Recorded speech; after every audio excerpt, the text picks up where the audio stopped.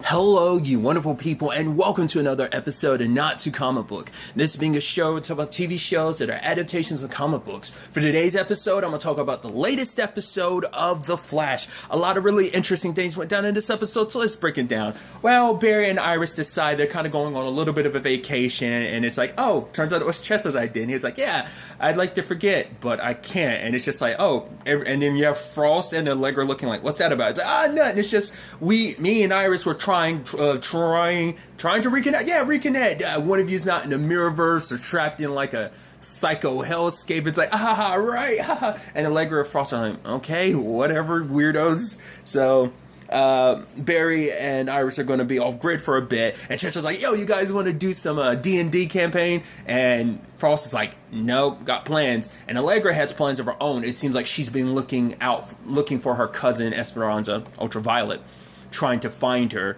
and trying to save her. And obviously she brings Chuck into the foe. It's like, well, you mean the same Ultraviolet, your cousin, that wants to literally kill you every time you see her?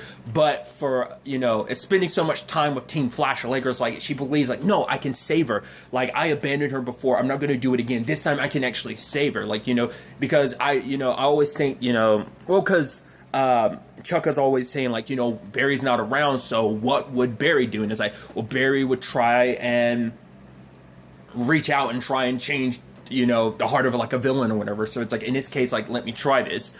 Granted, before they can even get really started, Ultraviolet finds them and attacks them. Luckily, Chuck walks away with just a little bit of his hand being messed up a little bit. Granted, he gets pretty banged up this episode. But luckily Sue popped in. I'm like, right, let's not forget Sue's still in town. So she ends up stopping in and helping. And, God, it's like, this episode showcases just how much of a badass, like, Sue is, too. It's so dope. But I also think it's interesting because, like, Team Flash is super optimistic, and you have Sue, who kind of serves as pessimism. I guess, maybe in some light, it's not pessimism, it's being realistic, I guess, to some extent. So it's like, right, you're trying to save your cousin? She's like, I've literally seen her melt the face off of someone. Like, you're going to stick, but it's like, no, like, my cousin, like, now that Black Hole is gone, like, and the fact is, like, I think this is the best opportunity for me to kind of reach her, to try and save her. And so Sue's kind of not all about it, especially because it's like, all right, so where's the rest of Team Flash? Well, Barry and Iris are gone, and Frost is off the grid, and Sue's just looking, so we don't even have the heavy hitters, and she's looking at all that's left of Team Flash currently. It's Allegra, Chester, and Caitlin, and it's like, cool. This is so awesome. But at the very least, like, even Caitlin's kind of has reservations, but it's like, right, she's here because she's obviously after a target. So if that's the case, there's someone's life that's being threatened. So we have to save whoever life it is. So we can't just like wait for this. We need to jump on it. It's also interesting too because Sue kind of showcases like how Black Hole operators operated, and it's interesting. Maybe that came up last season and I just don't remember. Like that whole like spiral, almost like a 6, but it's very reminiscent of a black hole. You start on the outskirts until you like zero in on your target, like to like the center of the black hole. Like it's interesting like how that ended up that's how they operate. Sue's got like a specific like stun grenade made. It's like, right, I had to go through a lot to get this, but this will help us take down Ultraviolet. And Chester wants to help too, but Allegra wants to keep him on the sidelines. It's like, right, you're a pacifist, and just leave this to us and we'll handle it. So, but Allegra's going after a particular target. It's a Dr. Olsen, and obviously Sue and Allegra show up and stop her. But it turns out he's the guy that made her, and it turns out he's like the main dude from Black Hole who like does a lot of like shady stuff like that. Even to the point he's still doing that work and experimenting on people. Like obviously it's like he's the one that took my voice. He's the one that turned me into the monster that I am. And she had showed the scar where like I think her voice box was like I don't know if he straight up cut it out or whether it's just like he just modified it, but he took her voice from her and made her who she is.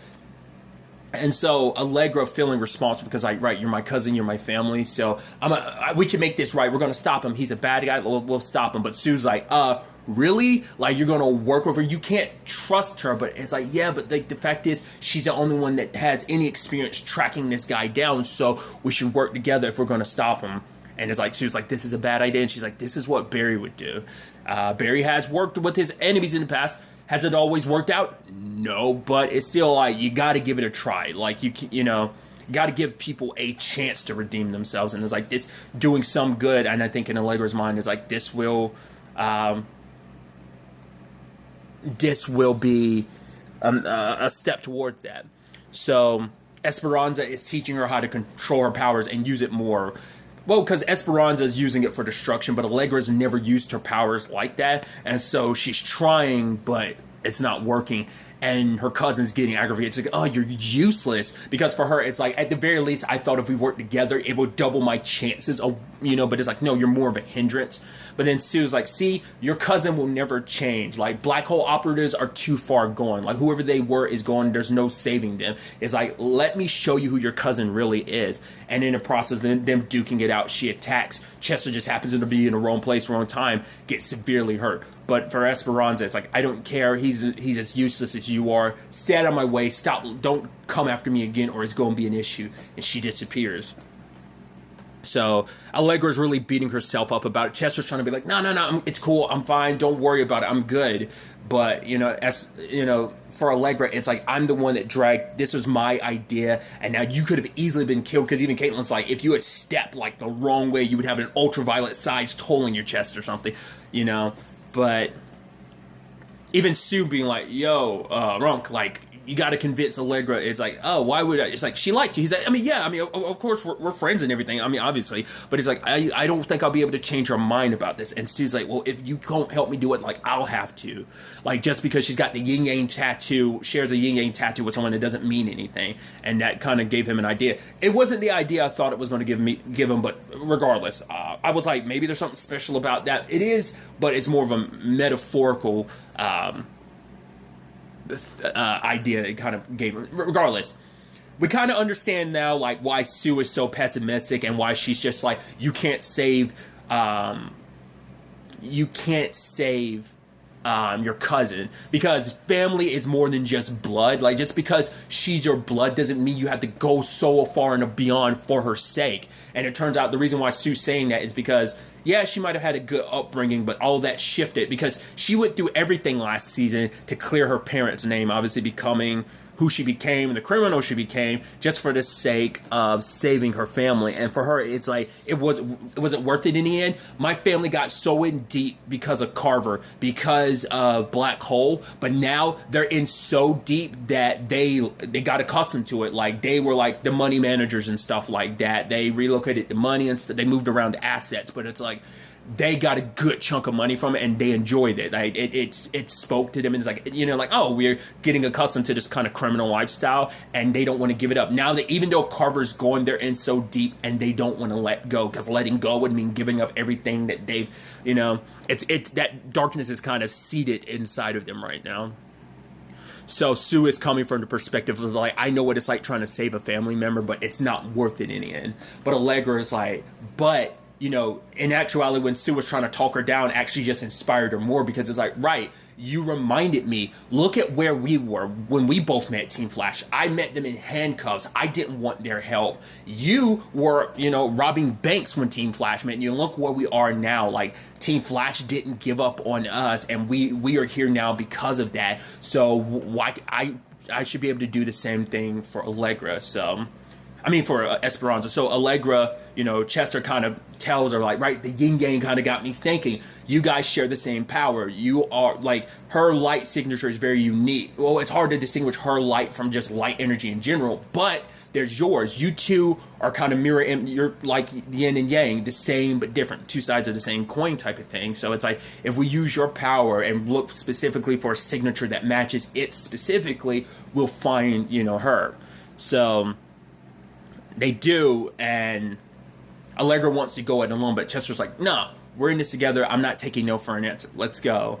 So Chester backs her up, but there's some goons around. Luckily, your girl Sue shows up, and I just love it. It's like, okay, boys, I'll take it slow. I'll go slowly or something. I'm like, dude, and the moves, like, oh, it's so cool, dude. I like how, like, graceful her fighting style is, especially how she ultimately ended up taking them down, like, for one, she came in like someone from Team Arrow, in particular, because that's how Oliver would come into every scene, zip-lining in.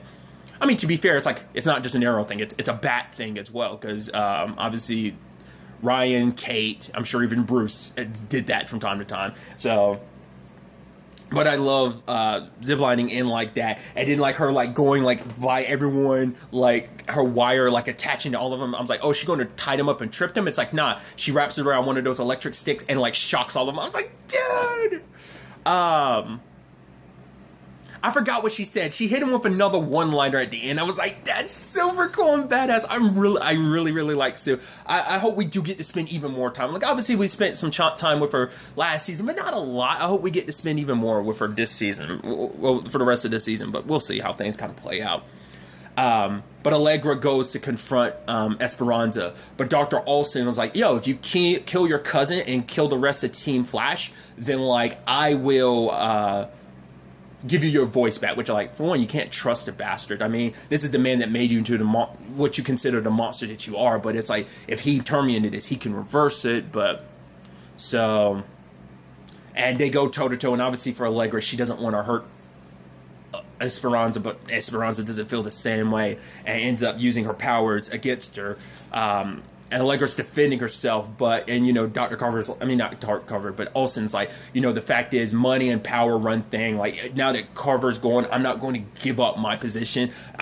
You know, I love it too much. So it's like, you know, you'll never beat your cousin. Like, her power is fueled by hate. But, you know, and that, you know, but for Allegra, it's like, that's not mine. And I like how her, because I was about to say, like, she, as Caitlin put it later on, she leveled up, which I'm loving the leveling up, because we got Cecile leveled up this season, and we got Allegra leveled up. And I like just like the shimmer on her, especially because her heart is lit at the center, and then like the rainbow color across her, like, body and her eyes, and she overpowers her cousin. And it's like, yo, she even said it, she was like, oh, I kind of went supernova. I was like, is that going to be your hero name, or are you just going to be ultraviolet as well? I don't know. I don't know if supernova would necessarily fit in that case, but the fact is they said that made me go, would that be your name? I don't know, but it is pretty badass. And even Sue coming in like, whoa, you okay? She's like, yeah. And I'm like, yeah. I actually thought it was kind of interesting too. Like, it seems like definitely the back half of this season. Well, I guess, I mean, truth be told, it's the entire season, because everything's kind of been leading up to this. Because I guess it's maybe the direction season 8 was going to go in prior to like having to finish up season. I mean, this is the direction season 7 was going to go prior to just finishing up season 6's story. But it's all about family.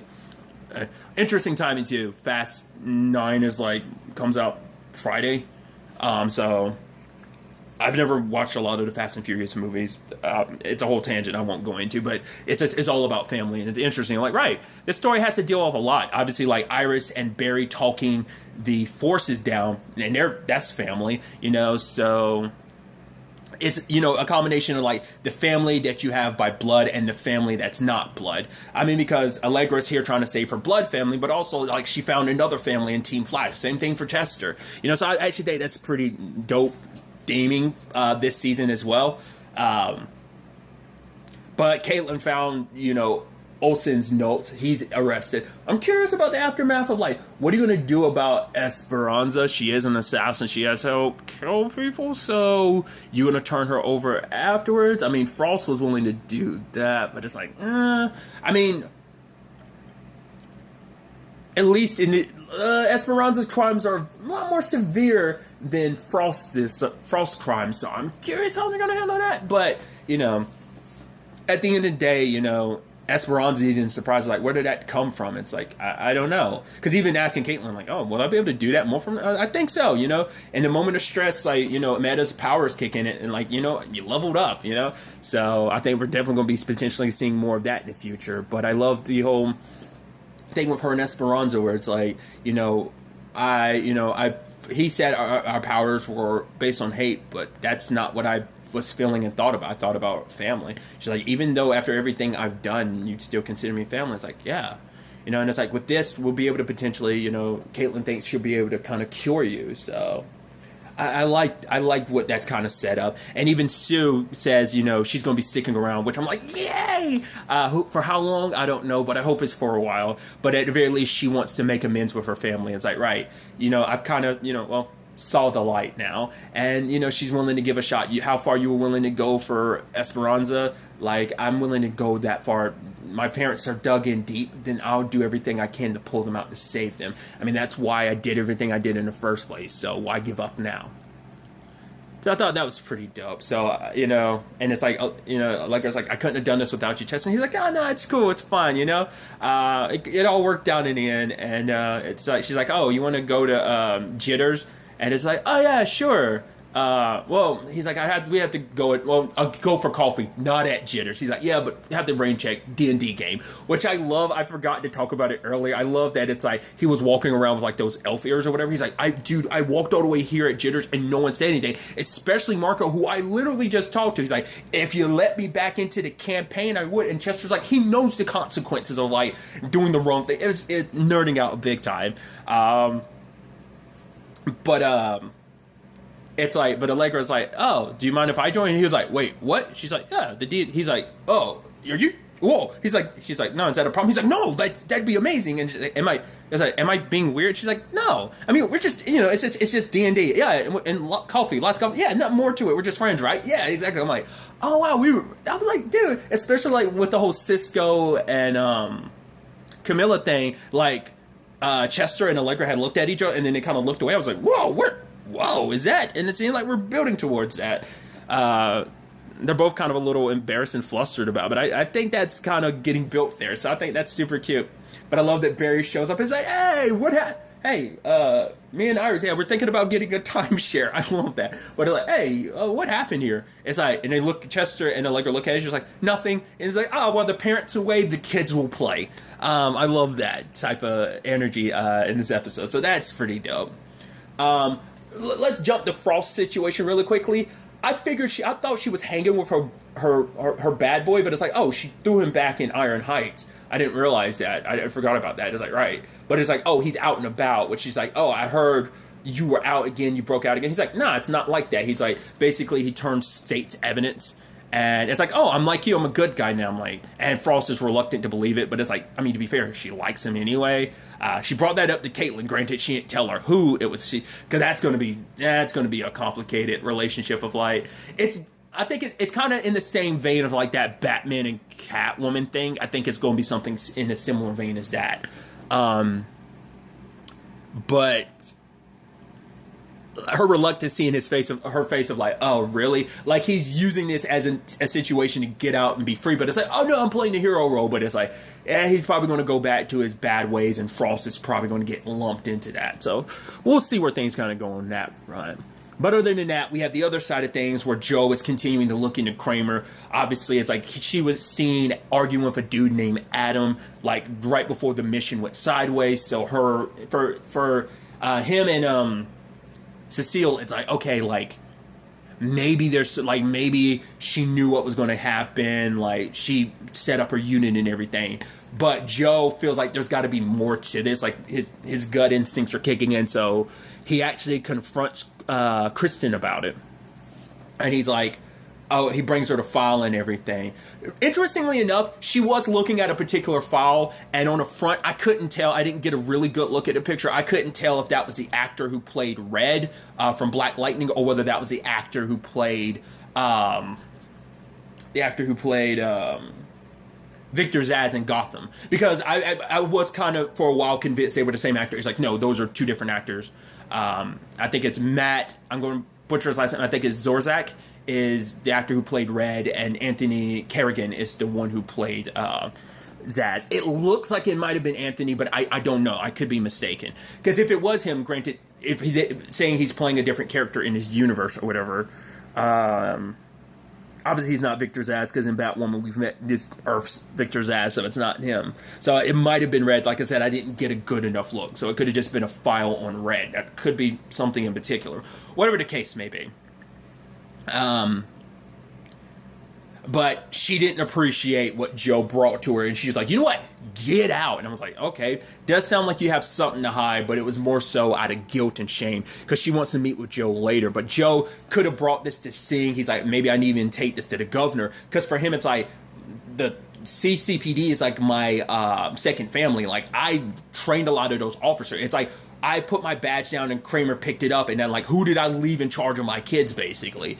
So for him, he feels a responsibility to like do this, like look into her, make sure she's a good, decent person. But he still feels like he still has that inkling feeling like she's good at heart. I trust my instincts about her. Just, I know there's more to the story. So with Cecile's, like, you know, approval, saying like, you know, you've trusted your heart before, you're a good man, so follow whatever your heart tells you, because it's led you to this point. It's always led you in the right direction. It's never led you astray. So do that. So he meets with Kristen, and we find out Adam is her brother, not by blood, and hence why I was saying, like, yeah, family's kind of being a big theme in this season, is that she and him, you know, grew up off the res, and it's like, that wasn't the easiest thing, but at least they had each other, and they kind of bonded through that experience. Adam's the one, like, they were arguing that night, like, or whatever, a little before the mission, because he was trying to convince her not to go on the mission, and it's not until afterwards that she started piecing it together. In his own way, he was trying to protect her, but also meant he knew what was coming. He said he didn't have a good feeling about it. Now, that's when I'm wondering whether there's more extenuating circumstances to that, like the reason why he didn't have a good feeling. Was there something developing, like maybe meta powers or something that kind of gave him that feeling, or was it just a gut feeling? And like, basically, maybe it could be like he's being framed for it. Like, maybe everything's saying he knew about it, so maybe that's why he's been off the grid, because Kristen ends up revealing she's been looking for him for 6 years on her own. And so that was kind of her story. Like, the fact is, she feels responsible because like that unit was hers. Like how Joe feels about CCPD, this was her unit. It's like, these are dozens of family tables that are empty. I was supposed to get them back home to their families, and I couldn't, and I failed them. Especially if she feels like her brother's the one that's responsible for like setting that trap and everything. Especially because he was willing to try and save her and not everyone else. Like, that guilt is what drives her. But Joe hands over the files, like, go ahead, like, you know, and, you know, maybe when you find someone you feel comfortable enough to share this with, you can tell them everything. But she's like, why'd you think I invited you here? And she brings up these files. She's like, I've been looking for Adam, and I need your help to do it. So it's like, okay, they were adversaries. Yeah, they have their disagreements about things, but it seems like they're coming together for this. So I'm curious to see where this investigation goes, like where this Adam storyline ends up ultimately taking us. Interesting development I wasn't expecting, because I thought they were going to continue down the route of kind of making Kristen a villain, but I guess it's like, no, kind of understand that she's a complicated character, complicated circumstances. I mean, much like everyone else, like Esperanza and Allegra and Sue, like, once again, the family theme, especially with Barry and Iris trying to start their own family. Well, they kind of did with the Forces, but also, like, you know, popping out a kid, that whole situation. So, like I said, it's an interesting development on many different fronts. I'm really curious to ultimately see where all of this ends up taking us going forward into the next episode. But really, that's all I want to talk about. Until the next time we meet, be happy, be safe, live life to the fullest, and enjoy it. Good day, and goodbye.